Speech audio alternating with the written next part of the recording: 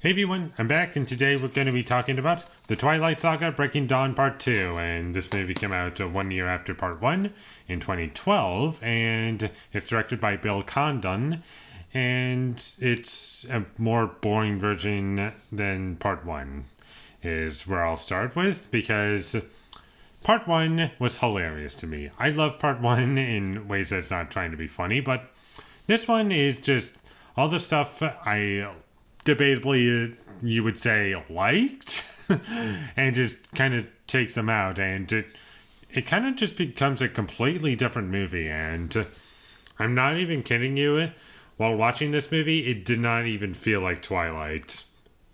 It was like the furthest from being a Twilight movie in my opinion, and I'm not saying that as a good thing or a bad thing. I'm just saying that it kind of felt weird to do that all of a sudden, and it did make the movie feel as though it was kind of detached from everything else. Debatably, both whether or not you want to say it's a good thing or bad thing, that's entirely up to you, but for me it just felt like, what are we doing here? It's like, I get to what you're trying to do. It's trying to be this big conclusion, this big finale. The whole series has been building up to this, kind of, maybe. I don't know. What doesn't matter. But what I will say is that in terms of things that I kind of liked, if you want to say that, there were some parts that I found to be kind of funny. And this is not my least favorite Twilight movie. And most of that has to do with the fact that it feels, like I've said already, it doesn't really feel like a Twilight movie. If anything, it feels like a superhero movie, where it just becomes more like a comic book cartoonish film with vampires, werewolves, and all this crap going on, and Bella having to learn how to, like, use her powers. Because in this movie she's a vampire, and she has like this shield thing. That's literally what they call it. And in the previous movies it was like, oh, we can't really figure out what's going on in your future, or we can't see anything about you. And all this whole time it was because she had like a shield built in. That was like her gift. It was very funny when they revealed that. And she can also use it to, like, protect other people, kind of. And it's really weird, and the special effects are all over the place, and it's pretty weird. It's a very, dare I say, unique approach.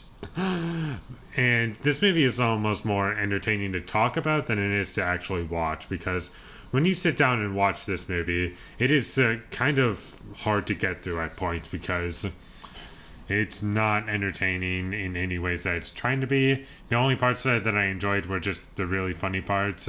Robert Pattinson is still hilarious in these movies as always, and this movie is no exception. And they got Jacob a bunch of stuff for his character to do, and Bella kind of feels like a different character in this movie entirely. Not just because she's a vampire all of a sudden, but it's also partly the way this movie treats her as well. And I just don't feel like I'm watching a movie that's part of a series. I feel like I'm watching something like Underworld or something. And those movies I find to be more entertaining, or at least the first movie. And the only ones I've watched were the first one and Blood Wars, which is the last one. I don't even know which number that is, but that's what it kind of felt like to me. And it was different for sure, because the plot of the movie is like, Bella had a kid, and now she's like aging really fast, and she's half vampire, half human, and this like higher up vampire people don't really know what to do. Do we consider her a threat? Is she safe? Is there no threat here? What do we do? And that's kind of the whole movie.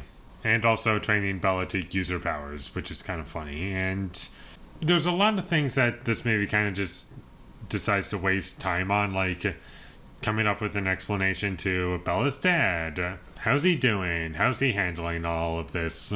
Because he hasn't heard from Bella in, like, I don't even know how long, but And there's a bunch of stupid things that this movie does, and this movie has all of the same problems that the previous Twilight movies have, and it's not a good movie.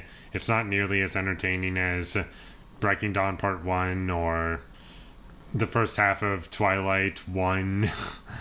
And it's just not nearly as entertaining as all that stuff, and it's kind of dull, kind of funny. It has a mix of things that I like and don't like about this series, and if you're a Twilight fan, then I guess you would have to watch it just to complete it, but I don't know if I would ever watch this movie again because it wasn't funny enough for me to come back to. Like, I did find a lot of it to be funny bad, but there's not really a lot of the movie, which is very unfortunate and sad because I would have loved for this movie to be really funny and stupid, but that just wasn't here. And with all that being said, I'm going to give The Twilight Saga Breaking Dawn Part 2 a 2 out of 10. Thank you for watching my videos as always. If you enjoyed this review, be sure to leave a like and comment down below you thought of The Twilight Saga Breaking Dawn Part 2. And my social media links, they will all be in the description, so follow me there. And last but not least, subscribe to be a part of Foley Nation, and I'll see you when I get my next review up. And that is going to be for Battle Los Angeles. So look forward to that, but until I get that up, thank you for watching and have a great day.